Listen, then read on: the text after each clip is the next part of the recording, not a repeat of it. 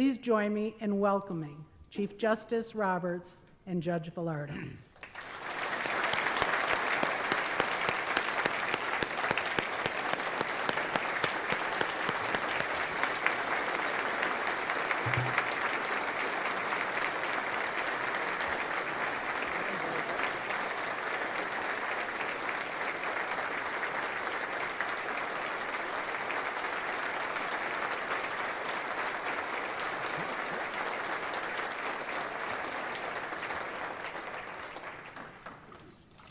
You see, I told you they like me.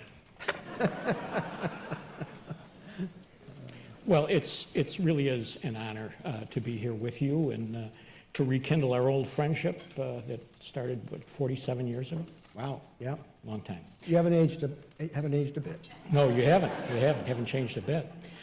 So folks from Buffalo are very proud to say that you're a native son here. You spent the first 10 years of your life in Hamburg. Right? What do you remember about growing up in Buffalo? It was cold.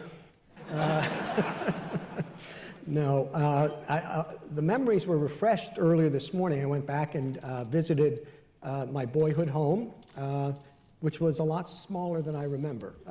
It was near the fairgrounds, for those of you around here, and we would, I remember hearing the call to the post, you know, the da-dun, da-dun, dun, dun, dun, dun, when they were, because they did racing there on the weekends, and we would set up lawn chairs in the driveway because they had concerts too, and got the concert without having to pay for it. So, Where'd you go to school?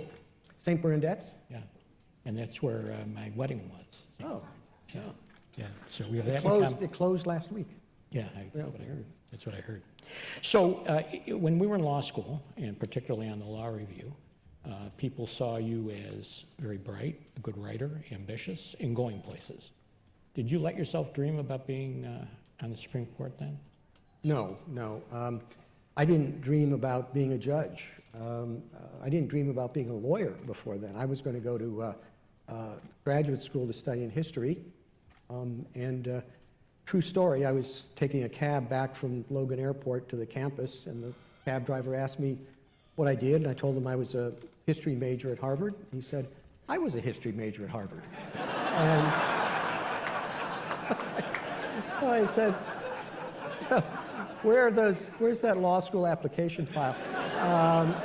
When I got to law school, I found out that I liked it, but I certainly didn't want to be a judge. And then ended up clerking and working in the government and in a law firm for a while. And it just sort of happened that you end up in a position where someone decides to nominate you to be a judge. And by that time, I had been practicing long enough that I thought it would be a good change, and that worked out. And then, the Supreme Court fortuitously came along after that. Yeah. So your career started as, and was by and large, as an appellate lawyer. How did that happen?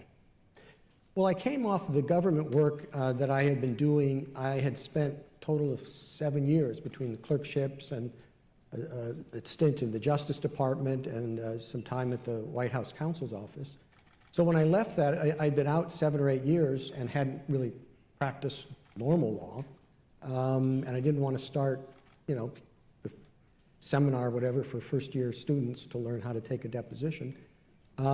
So I went around at law firms, and they'd say, what do you want to do? I said, well, the one thing I thought I could do, I said, I want to do appellate work. And they said, well, okay, if the case you're handling goes on appeal, you can do appellate work. And I said, no, I only want to do appellate work.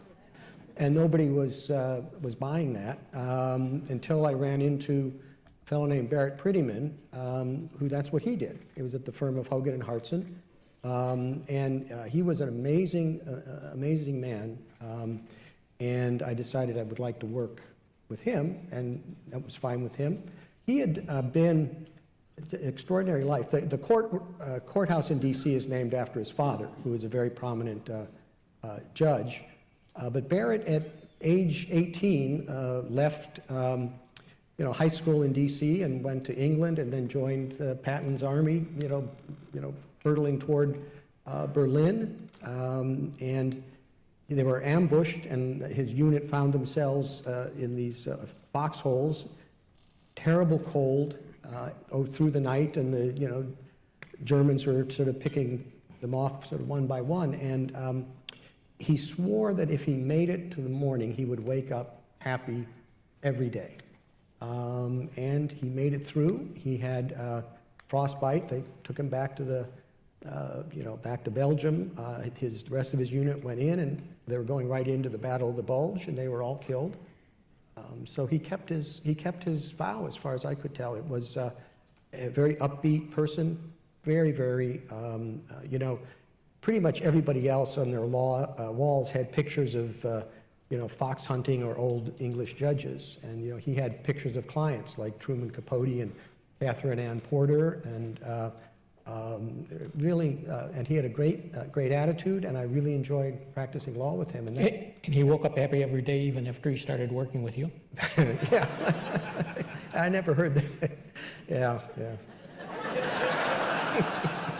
So I said you were a hard worker on the law review, and you really were, but you had some time for fun as well. And I told Tom Metzloff, who's a law professor at Duke, that I would ask you to tell these folks about pencil ball. Yeah, Tom and I spent more time playing pencil ball at the law review than working on the law review stuff. It was a very complicated thing. You get a little piece of paper and put some tape around it, and then with pencils, somebody would pitch the ball and you try to hit it with a pencil. And you had this elaborate scoring system too, right? A triple, if you got in the wastebasket, it was a triple. Right. If it ended up sticking to the ceiling, it was a homer, I forget. Well, it was very complicated. They never let me play. The rules evolved as each game went on. I was an underclassman, so they never let me play. But, Yeah. but they played the pencil ball game.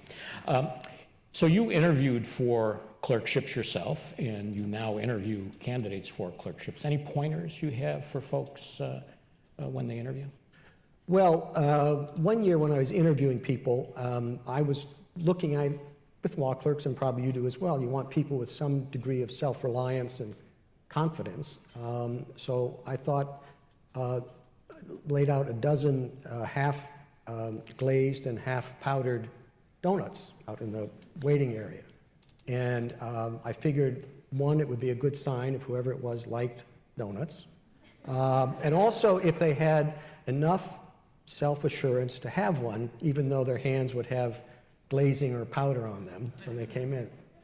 End of the day, a dozen donuts still there. So everybody failed that. Now, I had some bad experiences of my own. It was back when some justices were still hiring people right out of law school, and Justice White was one of them, and I was scheduled for an interview with him. And I went down to Washington, and they had just opened the new metro system, just opened.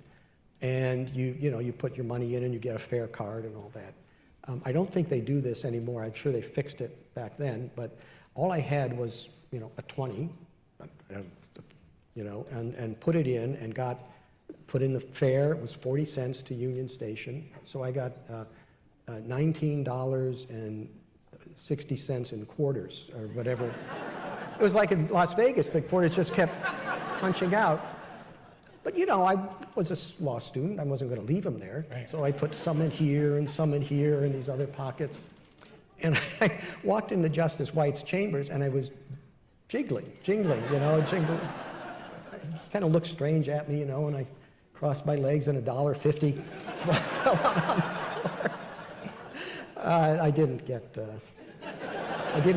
get an offer from him. Tom Metzloff got that job, right? He clerked. Yeah, Tom, my pencil ball opponent, got the job instead. Yeah. So you really are a terrific writer, and you were back in law school as well. I still remember you're telling me that if I had a sentence that had 3 prepositional phrases or more, go back and rewrite the sentence because the sentence needed rewriting.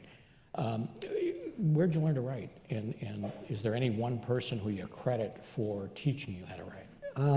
Well, I think the way to learn to write is to read good writing. And I read a lot. I liked Conrad, and Elmore Leonard. I mean, Joseph Conrad, if you want to write long and flowing, elegant sentences, and Elmore Leonard, if you like punchy sentences. And I think that helped a lot. When it came to writing briefs, though, I had a a secret weapon. I have 3 sisters. None of them is a lawyer, and yet they're, very bright. And I would send, for most cases, a copy of the draft brief to them and ask them to read it once. And then I'd call them and ask them what it was about and who should win. And if your writing isn't clear enough for somebody who is an intelligent layperson to get through it and to understand, basically what's going on. I mean, they wouldn't say, under ERISA this or that, but they say, the guy who, was driving the truck, should have looked left and he looked right, and, the safety brake didn't work, so the other person could pay. And if it was the right answer, then, and I see it today, and I bet you do too, when you read so many briefs and read them carefully, but it's not like you can devote as much attention to, however many cases you're hearing. So you want to make sure that somebody who's going to read through it once, maybe a little more quickly than you'd like, really gets the gist of what you want. The other thing I'd like to do is read aloud. And again, no matter how complicated it was, you should be able to stand up and read it to somebody and have them basically follow. I mean, otherwise your sentences are too convoluted, not direct enough. And I think those are 2 things that serve me well. Do you still try to do that now when you write decisions? You try to make them simple and Yeah, people accessible? are always complaining and walking down the halls, and they're reading out loud, and no, they don't do that. Yeah, but you try to make your decisions accessible. And I'll tell you, I mean, it's not, there are cases where, we don't necessarily study every brief, and if you file a brief and you can't, I can't read through it once, right. It's going to, okay, I've got to read through it twice, and, sit down with the law clerk and say, what do you think this is about? Yeah. And I think people place too much emphasis on like showing off their intellectual sophistication or the nuances instead of just being very direct in your writing. And I always think, particularly in the cert petitions when I was doing those, it's very hard. I don't know what the rate is now, 2% or less than that get granted. I always thought it was important to put something in that would catch somebody's eye. Even, I had a case once involving, it was mining in Alaska, and it involved something called the Red Dog Mine. It was out in the middle of Alaska. And so I figured maybe it would help. So I put in the first page and a half is about why it was called the Red Dog Mine. And it was because you get these stories in Alaska where somebody has to fly out to get emergency insulin, and they fly back. And this was flying back, and the guy who had his plane, he always had this red dog, in his plane. And the plane coming back crashes, but the dog, survives. The pilot doesn't. And the dog runs to the village, and they get the insulin and all that. And then hopefully you read on, and it's about some mining regulations or something. And but hear me out. When I got on the court, the first thing Justice O'Connor said to me when we were sitting down for lunch and all said, "I love that story about the dog." Yeah, right. Wow. Yeah. But I mean, they denied cert, but that, that happens. But they read it. But you knew, yeah. I bet she finished reading it too. Yeah. So when I write decisions, I tell my law clerks that half the people who read the decision are going to think I'm an idiot because they lost. But I want them to at least understand why I'm an idiot, at least why I made the decision that I made in the case. Because I think it's important to write so that it's accessible for people. And judges, do the same thing, I think. Yeah, I think so. Yeah. Let's talk about something a little more important, a little more substantive. I think most judges would agree that judicial independence is crucial. Do you agree? What do you think? Oh, yeah. I mean, it's central. The only real political science innovation in our Constitution, I mean, parliaments have been around for 800 years, and obviously executives, is the establishment of an independent judiciary. Even places you think are similar to ours, like England, the judiciary in England was part of Parliament. I mean, they sat in the House of Lords, and because Parliament was supreme. But in our Constitution, judges and the judiciary is a co-equal branch of government, separate from the others, with the authority to interpret the Constitution as law and strike down, obviously, acts of Congress or acts of the president. And that innovation doesn't work if it's not, the judiciary is not independent. Its job is to obviously decide cases, but in the course of that, check the excesses of Congress or of the executive, and that does require a degree of independence.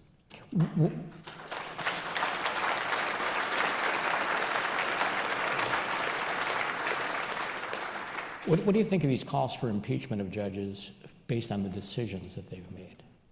Well, I've already spoken to that, and Yeah. you know, impeachment is not how you register disagreement with decisions. That's what you're for, right? That's what you're there for. That's what we're there for. Yeah. So lots of decisions that you make interpreting the Constitution have real-life practical consequences. So just as a for example, the Second Amendment decisions result in more people having guns. And the Obamacare decision resulted in more people having health insurance. Obergefell resulted in more same-sex marriages. Do you think about those practical consequences when you're interpreting the Constitution? And should justices think about those practical consequences when they're interpreting the words of the Constitution? Mainly no to both of those questions. Because if you do that, you know, with one exception I'll talk about later, but if you do that, you're kind of putting yourself in the place of the legislator. You can say, for example, a consequence of the Second Amendment decisions are, well, more people have guns, and so there's more, you know, accidental shootings, more shootings. Or you can say the consequence is that more people are armed, and therefore they're in a better position if there's foreign invasion, as there was with the British shortly after the adoption of the Second Amendment, so that's a good thing. Now, if you decide one of those or the other based on your view of what you think is best, you would be substituting your own view for that of the people who wrote the Constitution. So, no, I don't think that's not a big part of at least how I do my job, sort of what a purposivist approach is what people would call that, because I think you're making yourself the arbiter of what people were trying to accomplish in that law, when you really need to be doing is sitting down and reading it, you know, in its appropriate context and trying to figure out what they meant. Yeah. Now, at one extreme, if an interpretation you adopt leads to some absurd result that nobody could plausibly have intended, then yeah, then the consequences make a difference. But I think it's more important to figure out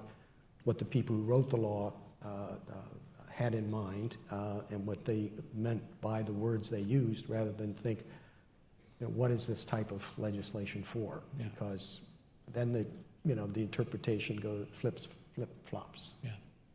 So the courthouse here in Buffalo is named for Robert Jackson, and you clerked for Justice Rehnquist. Right. Justice Rehnquist clerked for Justice Jackson, so you're sort of his grandson. Sort of. In a way. Yeah. Does that have any special meaning for you? I mean, I know one of the photos, one of the portraits you have hanging, one of the 4 portraits you have hanging in the Justice's conference room. In the conference room. Yeah. Is Jackson, yeah. Would you talk about that a little bit? Well, sure. I mean, obviously one of the more remarkable members of the court in our history. Part of the reason he's in our conference room is he was, you know, the Solicitor General who argued before the court, the Attorney General, you know, in charge of the branch of justice and the administration, the prosecutor at Nuremberg, which was very controversial on the court. His colleagues did not think that was necessarily something he should be doing. And obviously one of the great justices. I mean, his eloquence is really extraordinary. His eloquence at Nuremberg was extraordinary. So, yeah, I think it's a great grandfather to have.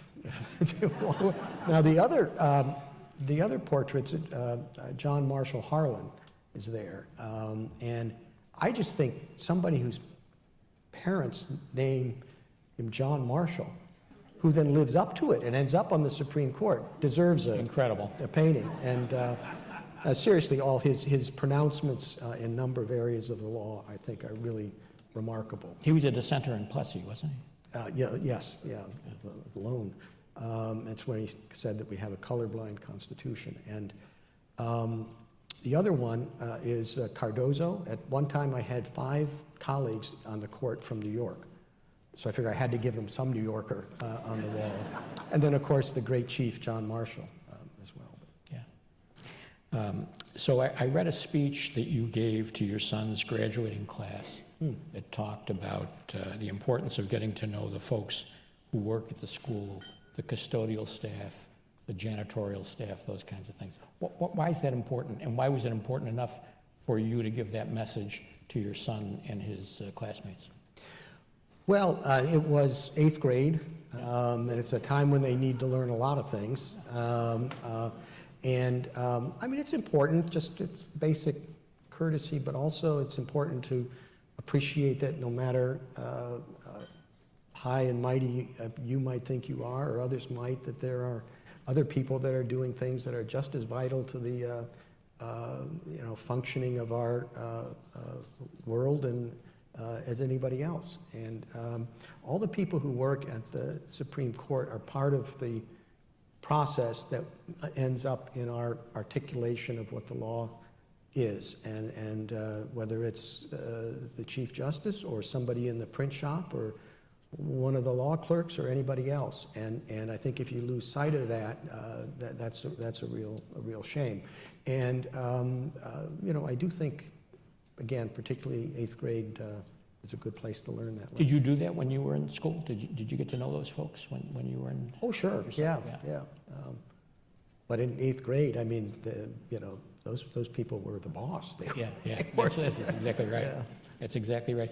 Sometimes I'll have folks who cleaning the office will come in and apologize to me for coming in and cleaning the office. And I said, if you folks don't do this, I can't do my job. So, it's as you say, it's all. Yeah, I apologize all part of the for same making thing. such a mess, which I usually do. So you talked about a few minutes ago reading petitions for certiorari and briefs. What's the sort of criteria that you use for deciding whether you want to take a case? What jump other than writing about red dogs?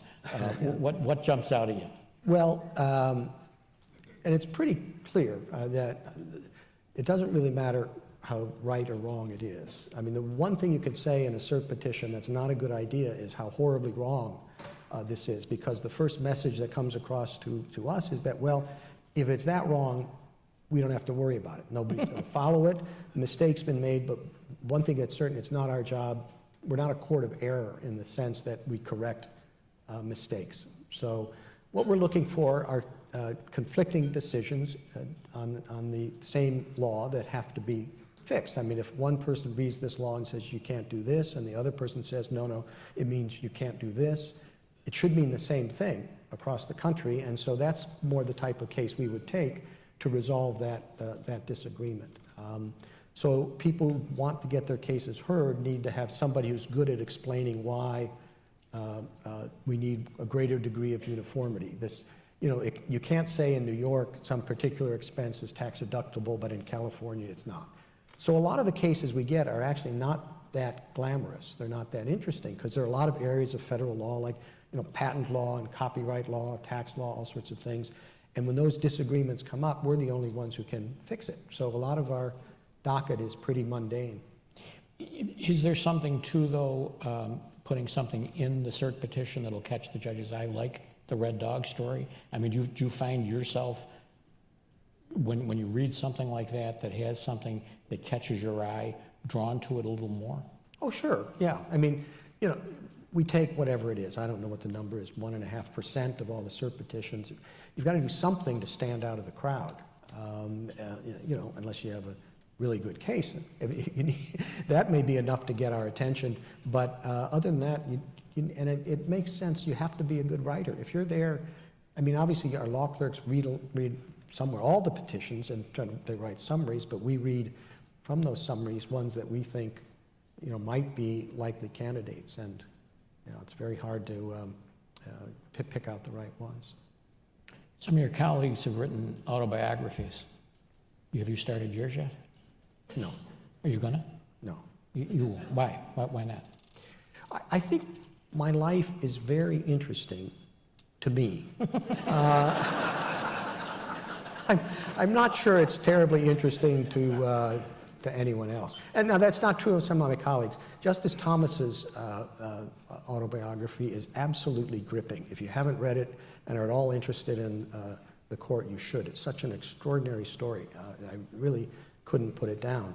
But I don't think I have that in me.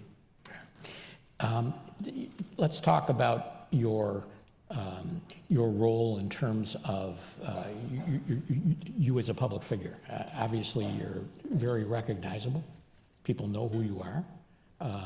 You have to be on all the time, like now. How do you separate that from your private life? How do you keep some privacy in your life and have this kind of bigger than life role as Chief Justice of the United States? Well, recognizable. My wife and I were on vacation in Portugal last year, and another American sort of came up to us, and he's looking at me and says, "I know you. I know who you are. You're John Boehner." And so, they were sitting next. I had to spend the whole evening pretending to be John Boehner. And so, when you say readily recognizable, really not, to be honest with you. It's getting worse, though, in general, just because, the work of the court is getting a higher degree of publicity. So it is a problem. I will say 99% of the interactions I've had with people, they come up and say hello, which is fine. And so that's good. But we're not as recognizable as you might think. Among a crowd of judges and lawyers, yeah, but in the public at large, not much of a problem. So some of your colleagues have retired. You ever think about that? I mean, you're too young now, but someday, would you? No. No, because you love what you do too much. I'm going out feet first. Mm-hmm. It's just. I am too. Yeah, good. Well. No, I say that now. I mean, I'm sure if your health declines and all, and if you recognize that you're a burden to the court rather than part of an assist to everybody, then, it'll be time to go. I have very good friends that were for a long time, many years, and I've sat down with them and said I want, at appropriate time, because you don't always notice that you're slipping. I want the two of you to tell me if it's time to go. It's a long pause, and at once the two of them said, "It's time to go." So I said, "All right, never mind. I'll find out." I have that But deal it's with Chief surprising. Judge Wolford. It is kind of She's surprising. going to tell me. She hasn't said anything yet. Maybe after this she will. It is surprising how rare it has been on the court for that to become an issue. Really just a handful of times. I think it's because it's a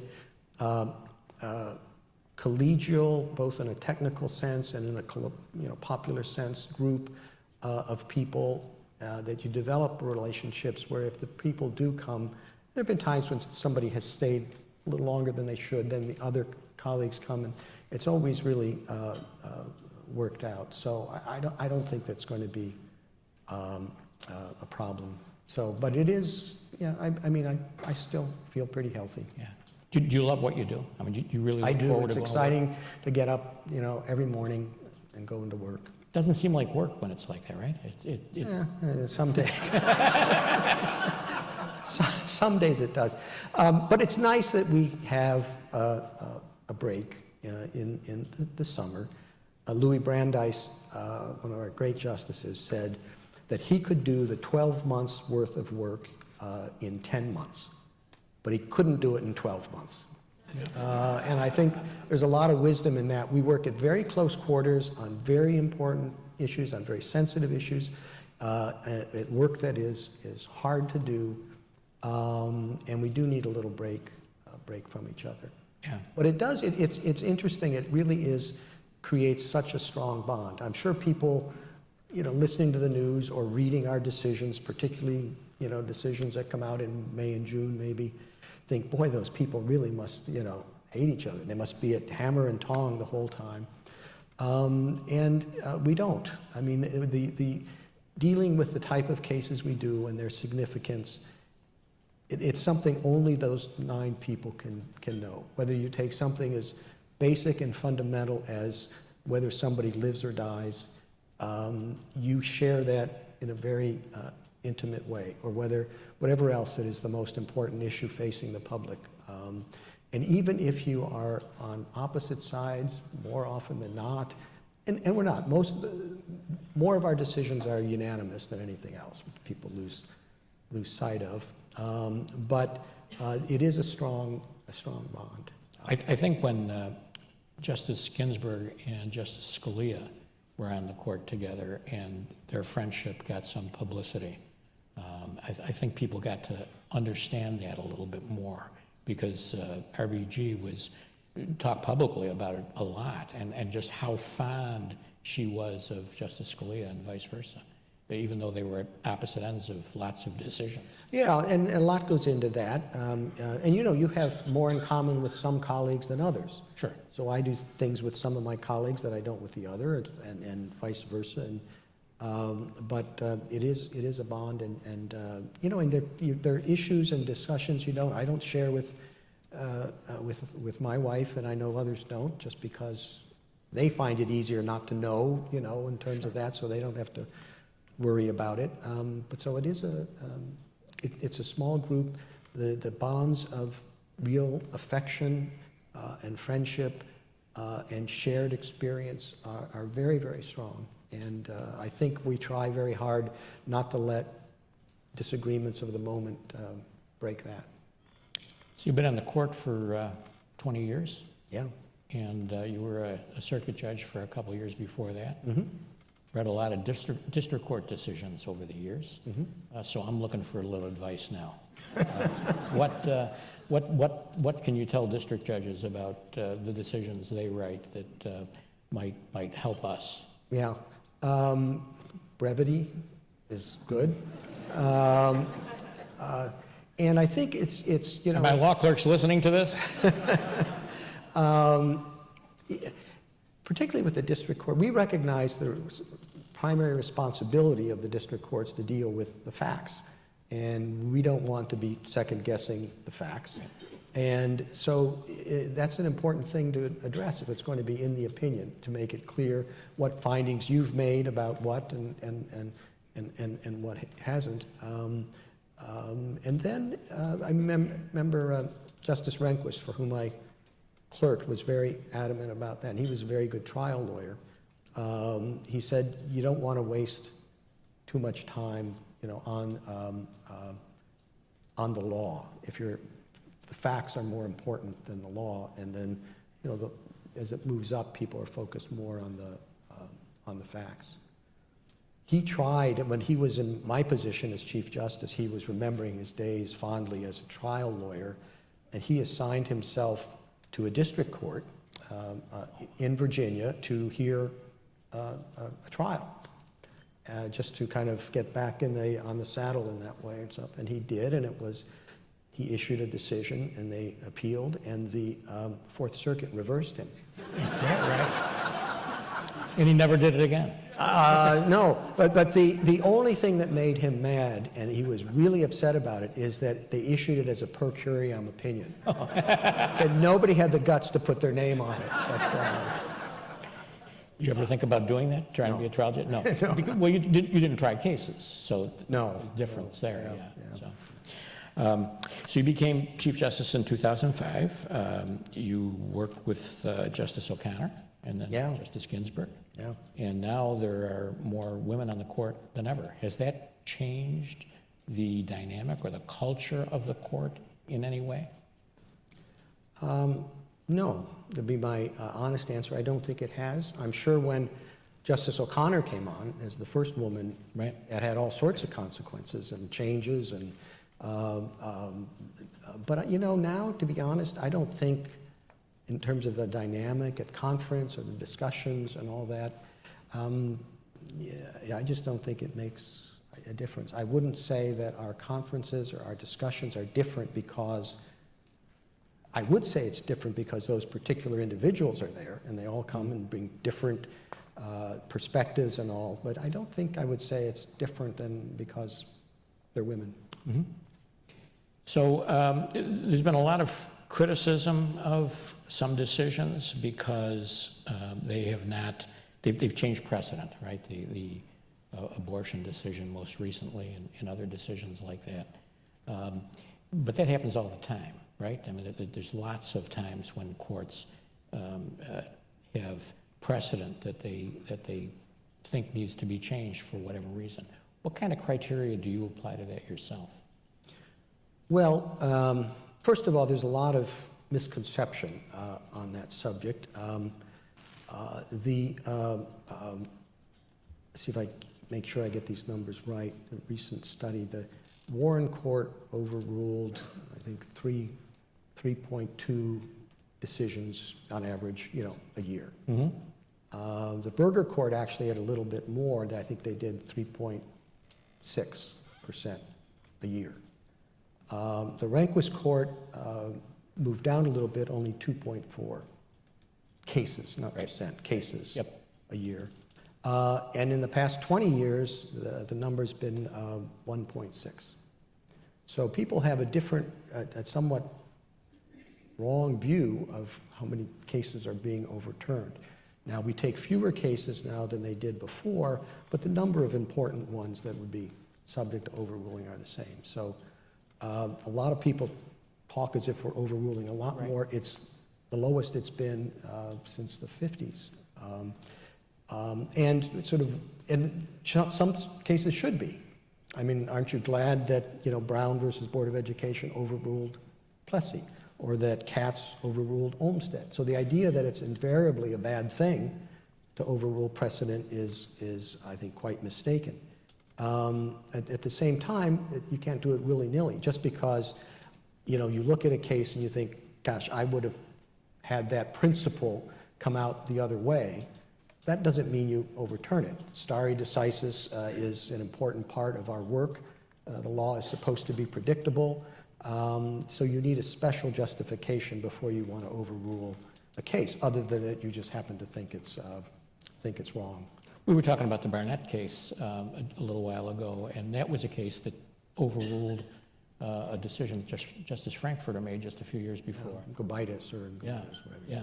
And so, it's been around for a long time. Yeah. So when you do that, the first thing has to be that it's clearly wrong. The second thing has to be, does that make a difference? I mean, if, for example, you say, you can't figure out what the filing deadline is, is it 10 days under the rule or is it 12 days? You have to decide it. But you shouldn't come back and say, it should have been 12 days, not 10 days, so we're going to overrule that. I mean, that's something that most cases, many cases, it's more important that they be decided than that they be decided right. Mm-hmm. Whether it's 10 or 12 days is a case like that. So it has to be a case where it really makes an important ongoing difference and be significant enough to the legal system that it's justified to overturn the approach. But it's not something you want to do very often. Can you talk a little bit about your experience clerking for Judge Friendly and Justice Rehnquist? Yeah, 2 wonderful years in my life and 2 totally different experiences. And I have to say, at a very personal level, the chance to clerk with Judge Friendly was very important. I graduated from law school in 1979, and this may be just the way I looked at it, but maybe it was because I, being a kind of lawyer was a second choice for me in general. But the law was a very cynical enterprise back then, I think. And in some ways it's good and others bad. It was very instrumental. People were using law as kind of a vehicle to achieve a particular objective. There's nothing wrong with that at all. That's a lot of people, do that, but also in a cynical way. And law was not regarded as something of sort of moral value, for want of another word. And so I felt, frankly, that maybe this had not been a good choice. This wasn't something that was uplifting. If you had a particular agenda you wanted to pursue, good, it could help you do that. But then I went and, was at the elbow of this extraordinarily great man, one of the most remarkable judges, and he saw it differently. He really looked at it as a valuable gift that we had inherited for ordering society in a reasonable way. And he was somebody who was totally apolitical. The most brilliant judge of his generation, Richard Nixon didn't appoint him to the Supreme Court because he thought he would be soft on crime. And he would have been, from Nixon's perspective, he would have applied the law as it should be, and it meant some criminals were going to go free and others weren't.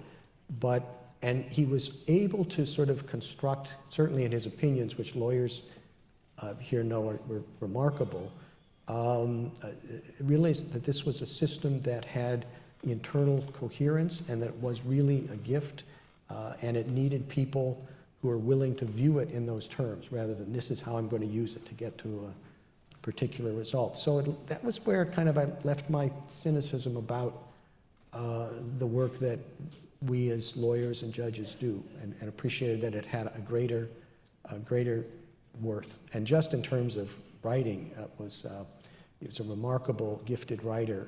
He would come off of the bench after argument and sit down with a legal pad, two of them, one for text, one for footnotes or notes, and just start writing and finish it in 1 day or 2 days. And the secretary would type it up and give it to one of his law clerks, and we'd look at it and say, well, what does he want us to do? And he would have some ideas and look at it. So that was a really remarkable year. And then with Rehnquist, Rehnquist was a generation between. Judge Friendly was kind of like almost like 2 generations. He was older, and I was just out of law school, and Rehnquist was kind of right in the middle. A different approach. His writing is crystal clear, very direct, and had the same sort of appreciation and, I don't mean to overuse these sorts of words, but reverence for what the law does, but was very, direct and analytic, and you sort of knew exactly how it was structured and where it was going. So it was a nice experience for me to have 2 very different people, and they really admired each other. In fact, I got the clerkship with Rehnquist because he and Friendly were at a conference together, and I think, Justice Rehnquist asked Judge Friendly if he had any good law clerks, and he mentioned one, and I guess somebody else hired that one, and then he mentioned anyway, I don't mean to be long-winded about it, but you do kind of look back at that and see these sort of formative influences in your life, and are grateful for them. Does the way you deal with your clerks, by and large, mirror the way they dealt with you? No, I wouldn't say that. When you're in the middle of it, it's kind of hard to be self-conscious and appreciate. I mean, the one thing I do know is that the 4 clerks really do form quite a common bond. And Rehnquist used to talk to us about how that was, and he said, it's because the clerks are united by a common enemy. I really, it's kind of hard when you're in the middle of it to see how, they might view the experience. How do you work with your clerks? How do you? It really varies from case to case, Sometimes if the facts are a little complicated, I'll want them to take a look at the record more than they might otherwise. Sometimes if I feel comfortable that I know the law in an area, I'll have them do that, but I would go in much more carefully because I'm probably wrong about it. I want to make sure that I'm not letting, errors that might have crept in affect my understanding. And then we'll go back and forth. Sometimes I'll draft something and they'll look at it, and They don't have the problem I had with Judge Friendly. Their edits come back pretty extensive sometimes. And you encourage that, right? I mean, I'm sure you ask them for Well, and what's the point otherwise, right? Right, I mean, exactly. And sometimes I'll want to look at the facts a little bit more. But then when we get closer to the end, I have all four of them sit down together and we all go over the draft of the opinion. So you have somebody who's sort of been looking at it very carefully. Hopefully I'm one of those people too, and then the others who have just kind of like read it. So in a way it's like, you know, when I talked about doing briefs, you want to make sure that someone sort of putting eyes on it for the first time can really figure out what it says. How do you decide which clerk works on which case? I leave that entirely up to them. They make those decisions. Yeah, yeah. You always happy with the decisions they make? You know, no. Well, you still don't put your thumb on the you know, scale? to be honest, they're all extremely bright. It's a real, as I'm sure you know, it's a real gift that the system has developed where we get these very, very bright people to work very, very hard, and they come up with such great work products. So. And when you hire clerks, have they generally clerked for a district judge or a circuit judge first? Oh, sure. Always? Always, yeah. So unlike Justice White, who... That was kind of the fading out of that experience, I think. And, you know, you want to get the view of a judge who's been with them for a year, I think, because that helps a lot. And one-year clerkships. Absolutely. Why? You don't want them to get too good. I mean, that's the case. No, very seriously. I mean, you don't want them to get too good at what you're supposed to do. You want to make sure that you are the one doing the work. Yes, they're going to help you on what the cases say about this or how the facts look on this issue, but you don't want them to get too good because... And because you think there's a danger of you using them as a crutch too much. Yeah, you want to make sure that issue doesn't really come up. Yeah. And also it's a real valuable thing for me, and I know other justices, to have these sorts of, to be a little more attuned to what's going on in the law schools, and, you know, having a fresh batch every year, you learn more about, you know, what the teachers are teaching and what the students are interested in, and then they go out. So I have now people that clerked for me 20 years ago. They're in the, you know, the midst of their professional career, leaders in the bar or leaders in academia or leaders in business, and they're real sort of listening boards. We have a reunion every year. It's coming up in a couple of weeks. Hopefully we'll have a good turnout. We usually do, and you learn from them all that's going on. You know, what's going on in the law firms, and the people who are there will let you know. What are they teaching in law schools these days? And they'll let you know. What are you teaching in law schools these days? And it's nice to have that pipeline. I mean, now I have almost 100 out there at different stages, and it keeps you attuned to what's going on.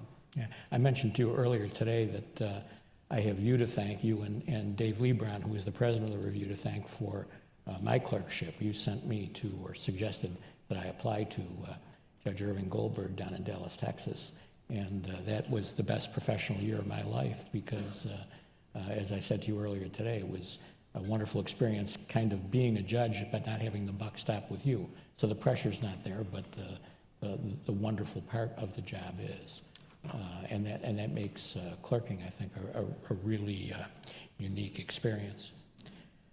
So let's get to our time is running out. Let's get to the heart of what I want to talk to you about. There's a lot of Buffalo Bills fans here today. Yeah, listen. And when the playoffs come around, there's a lot of calls that go against us.